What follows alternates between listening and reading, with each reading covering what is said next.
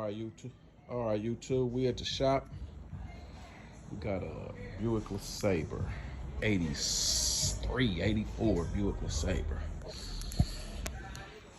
It's an old car, man. It had a Gorilla lift on it. The owner took the Gorilla lift off. It had a new frame. He bought a new frame from the junkyard, set it back down on a factory frame with no lift. The doors was already cut. It ain't no going back with that. Suicide both way doors, they cut them. You know, I guess you could take all of this junk off of here, but the way them welds look, boy. But anyway, that's neither here nor there. We here today. We putting in a Chrysler 300 roof. 2015 Chrysler 300 roof going in there. You see I got it stripped down, broke down to the basics. Headliners out of it. Some people, you know, they don't take all of this stuff out of here. They put them welding blankets down. Me personally, I like to take everything out of the car. It's personal preference. I can't afford to mess nobody's interior up. It's got nice, clean OG interior in it. The welding blankets are good, but if you lay a welding blanket flat and you're dropping continuous welding sparks or cutting sparks, anything on there, it will burn through the welding blanket after so long. They're only, you know, they're made to basically let the sparks roll off of. So the sparks sit on there, they will burn through it, which will ultimately burn into the carpet and seats, something. Can't risk no fire, none of that. You see this side, I don't have that door. Them shocks is messed up. We're gonna try to fix them shocks while we got it in here. So I got a ratchet strap holding that side, as you can see. This side, it's Lamborghini too, but I gotta get another ratchet strap for this side. It's got big boy music in it.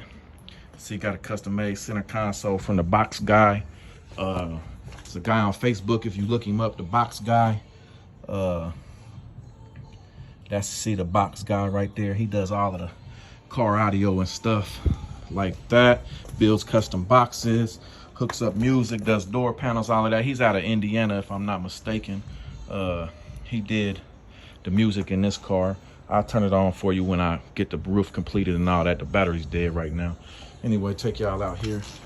See the interior nice in this car, nice clean OG interior. Take y'all out here. If you hear this music, I don't own the copyrights to this music. You see there's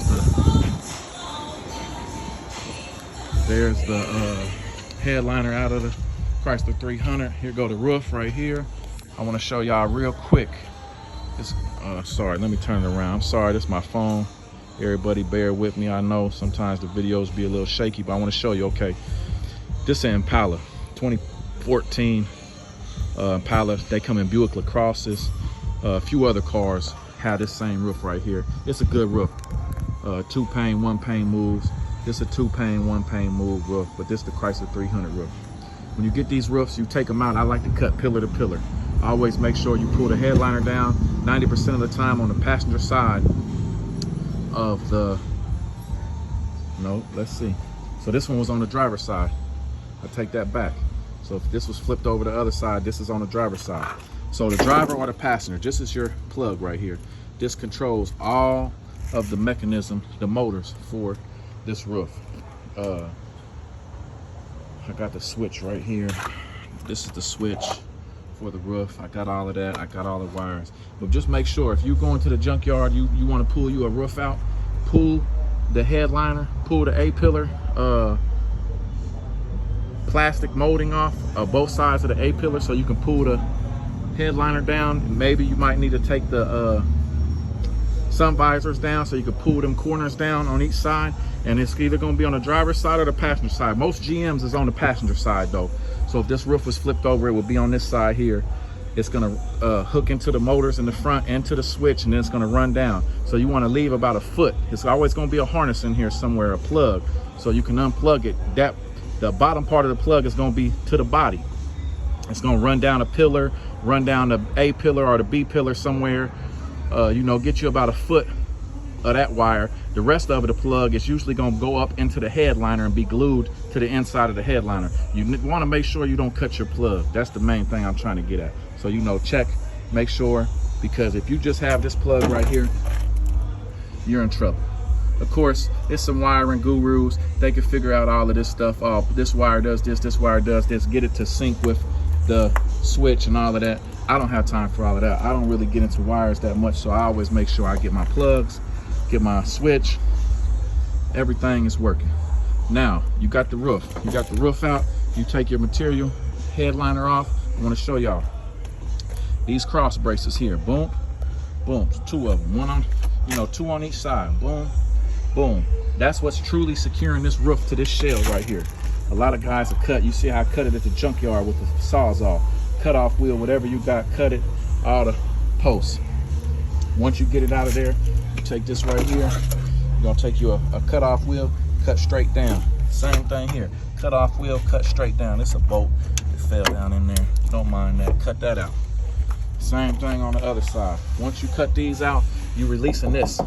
This is thick metal. You don't want to deal with this. Once you cut these out, you releasing this. You don't even have to cut this no more. Now you're gonna turn the roof around. Hold this phone for me. Let me show y'all.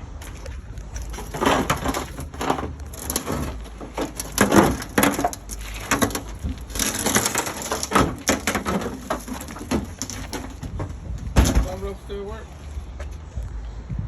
Once you get the roof cut around, you're gonna draw you a straight line close as possible to here.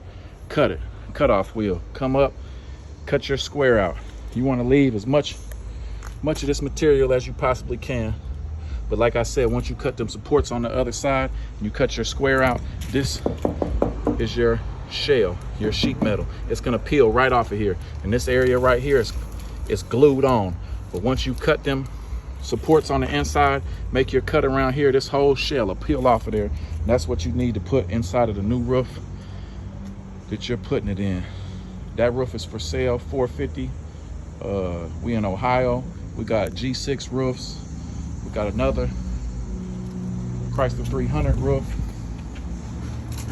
We got a couple pop-ups for Chevy trucks. If you need those, let me know. I just wanted to make a quick video and show you guys what's going on. Get the shop working, trying to get it knocked out.